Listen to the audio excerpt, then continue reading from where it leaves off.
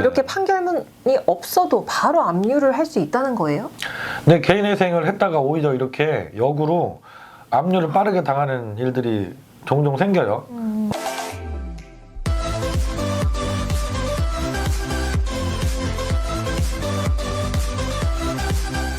안녕하세요. 회생파산TV 김영용 법무사입니다. 안녕하세요. 아나운서 전지우입니다. 우리가 개인회생을 준비하시는 분들 네네. 이 부분을 좀 많이 두려워하시는 것 같더라고요. 급여나 유체동산에 압류를 하진 않을까, 네. 이런 걱정이 많으신 것 같은데 개인회생을 신청하면 압류 걱정하지 않아도 되잖아요. 네, 개인회생 신청하시면 뭐 금방 압류 걱정에서는 해방이 되십니다.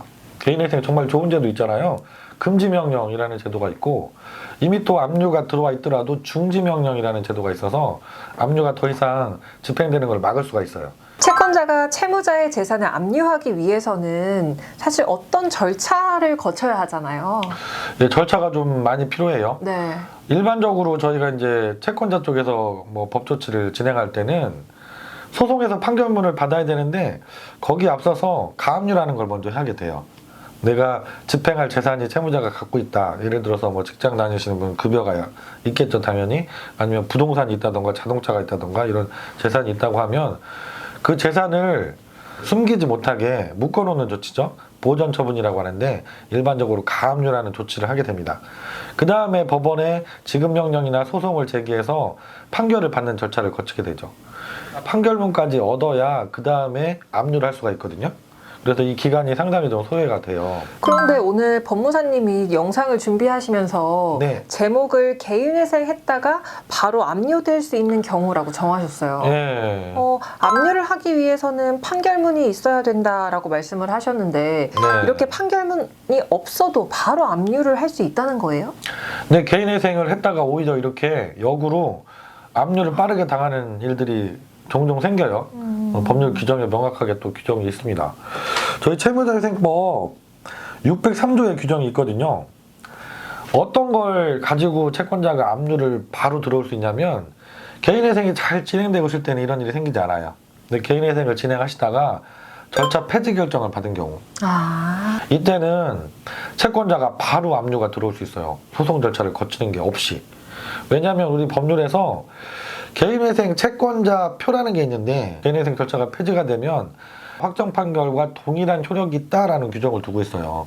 그래서 폐지 결정을 받게 되면 채권자가 그 사실을 알고 법원에 가서 개인회생 채권자 표라는 걸 발급을 해서 그것만 있으면 바로 통장에도 급여에도 집에도 다 압류를 들어올 수가 있습니다. 실제로 이런 일이 종종 생기고 있어요. 그럼 개인회생이 폐지가 되면 채권자가 바로 알고 압류를 할 수 있는 거네요? 근데 다행히 바로 알기가 쉽진 않아요. 아, 그래요? 왜냐하면 저희 법률에 또 이런 규정도 있거든요. 네. 개인회생 폐지 결정이 났을 때 채권자한테 법원에서 송달을 다 해주느냐? 일반적으로 송달을 해주지 않습니다. 그냥 공고만 하게 돼 있어요.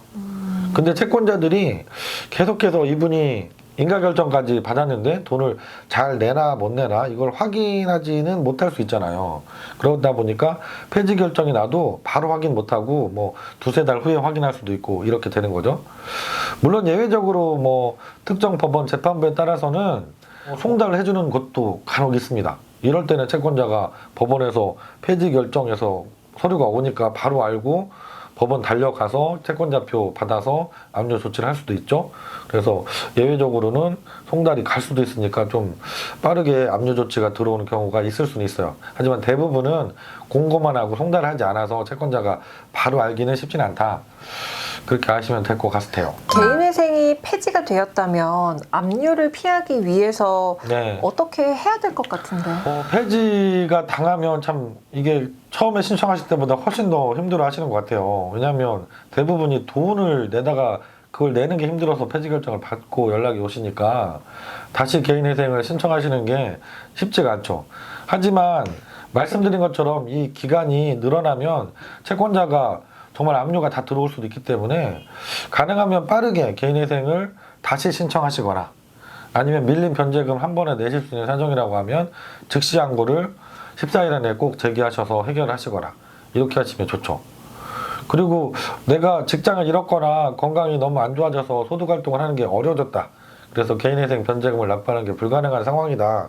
그렇다고 하면 개인회생이 아니라 개인 파산으로 신청하는 건 가능하지 않은지 상담을 꼭 받아보시고 개인 파산으로 빠르게 진행을 하시는 것도 좋은 방법이 될 수가 있습니다. 오늘 영상도 좋은 정보가 되었으면 좋겠고요. 다음 시간에도 알찬 정보 잘 준비해서 좋은 영상으로 다시 찾아뵙도록 하겠습니다. 네, 언제나 희망이 되는 채널이 되겠습니다. 시청해주셔서 고맙습니다.